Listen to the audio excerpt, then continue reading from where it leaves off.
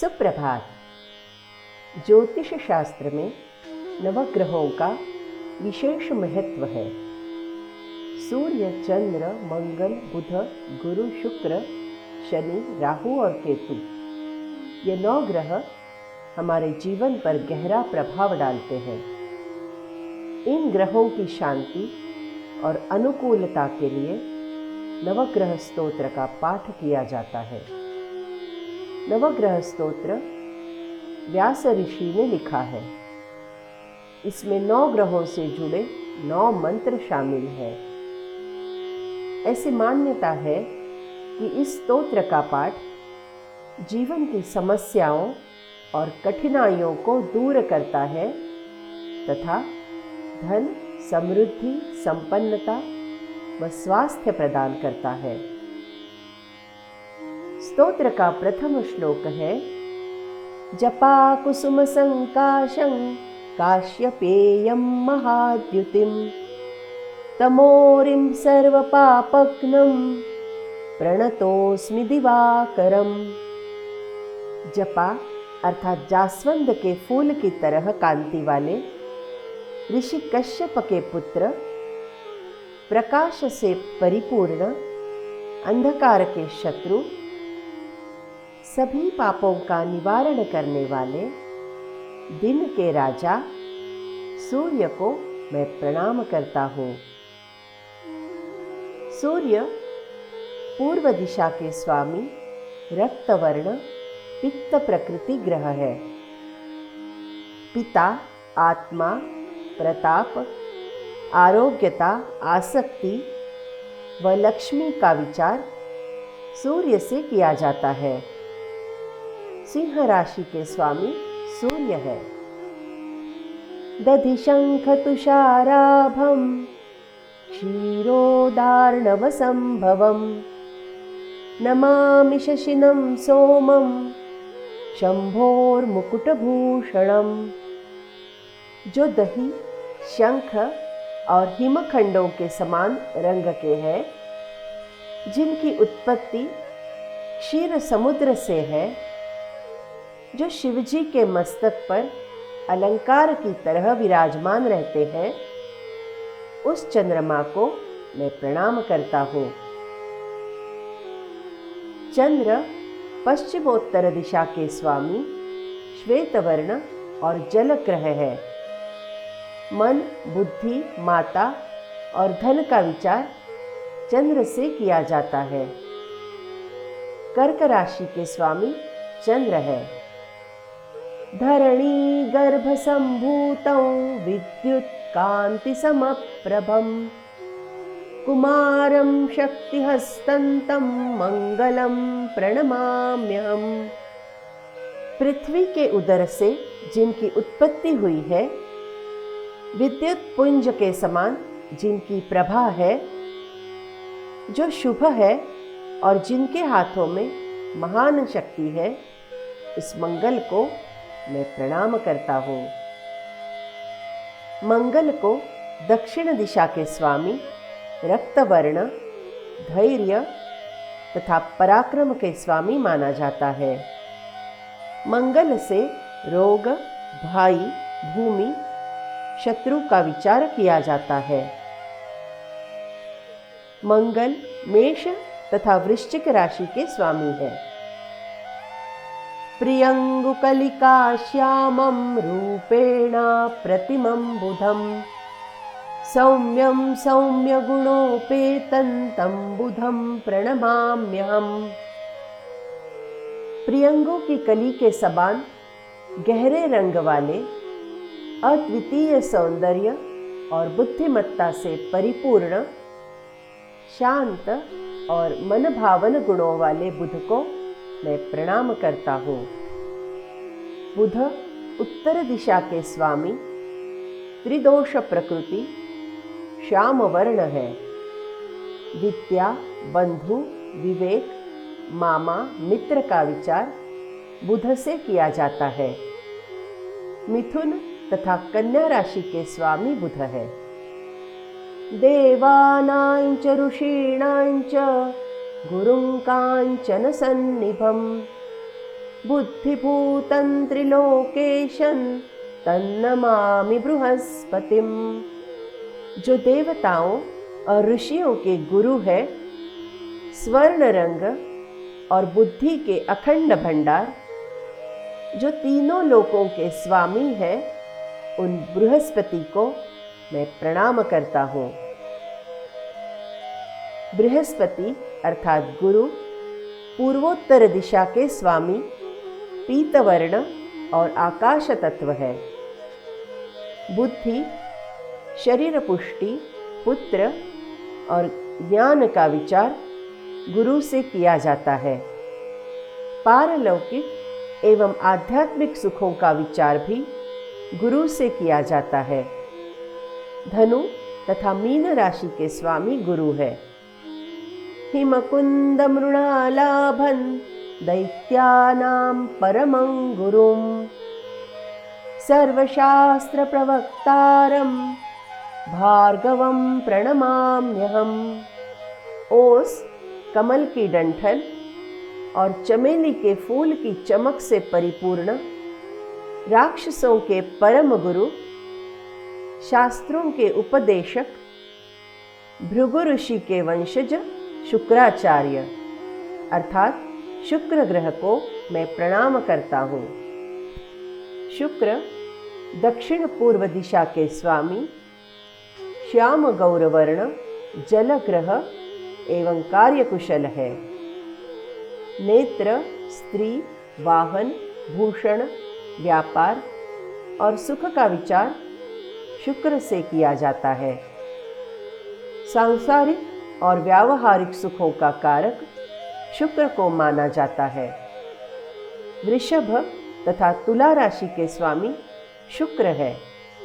नीलांजन समाभासं रविपुत्रं यमाग्रजं, छायामार्तंड संभूतं तन्नमामि शनैश्चरम्।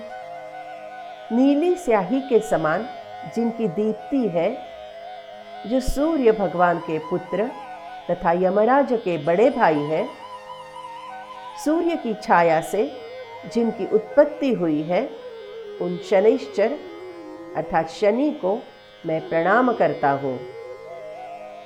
शनि पश्चिम दिशा के स्वामी, कृष्ण वर्ण वायु तत्व है।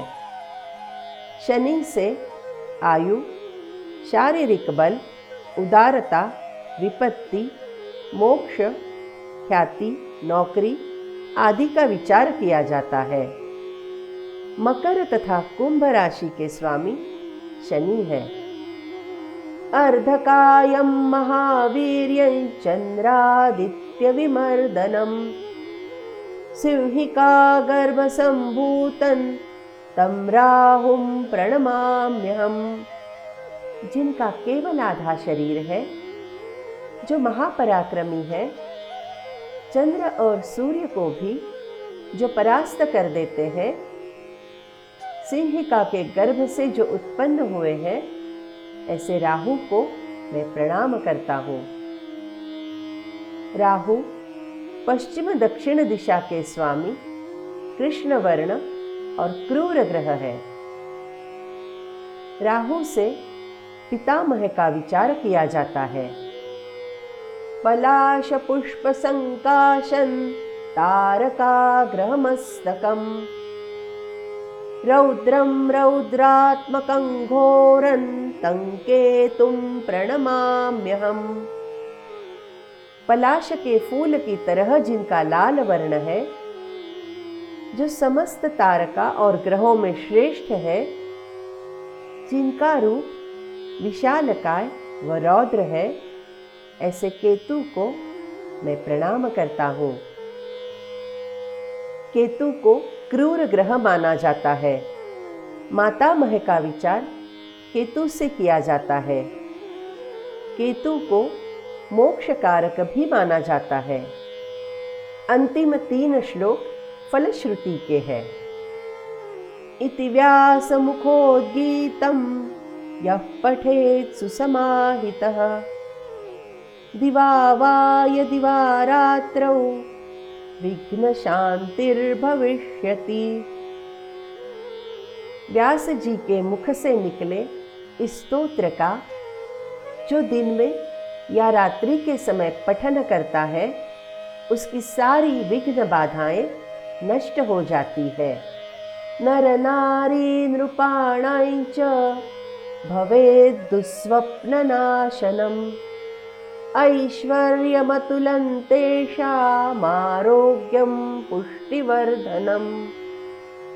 संसार के साधारण स्त्री पुरुष राजाओं के सभी दुस्वप्नजन्य दोष दूर होते हैं तथा अतुल ऐश्वर्य, आरोग्य और धन की वृद्धि होती है। ग्रह नक्षत्रजाः पीडास्तस्कराग्निसमुद्भवा ताः सर्वाः प्रशमं यान्ति व्यासो ब्रूतेन संशयः। किसी भी ग्रह, नक्षत्र, चोर तथा अग्नि से जनित पीड़ाएं शांत हो जाती है, अर्थात मनुष्य की सभी समस्याओं का नाश हो जाता है। यह स्वयं महर्षि वेदव्यास जी ने कहा है और इसीलिए इसमें किसी को भी शंका नहीं होनी चाहिए। इति श्री व्यास विरचितम नवग्रह स्तोत्रम संपूर्णम। व्यास जी द्वारा रचित नवग्रह स्तोत्र यहाँ पर संपूर्ण हुआ। आइए एक बार फिर करें नवग्रह स्तोत्र का पठन।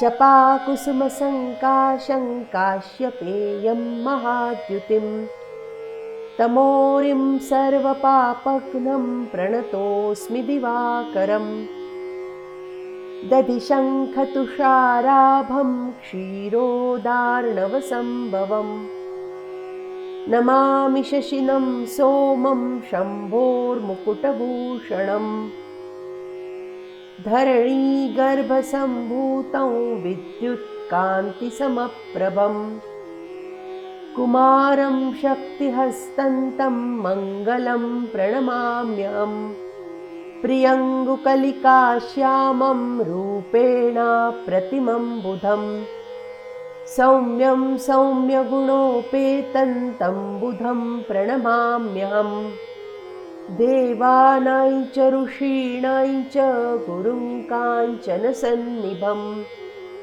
बुद्धिभूतं त्रिलोकेशं तन्नमामि बृहस्पतिम् हिमकुन्दमृणालाभं दैत्यानां परमं गुरुम् सर्वशास्त्रप्रवक्तारं भार्गवं प्रणमाम्यहम् नीलाञ्जनसमाभासं रविपुत्रं यमाग्रजं छायामार्तण्डसम्भूतं तन्नमामि शनैश्चरम् अर्धकायं महावीर्यं चन्द्रादित्यविमर्दनम् सिंहिकागर्भसम्भूतं तं राहुं प्रणमाम्यहम्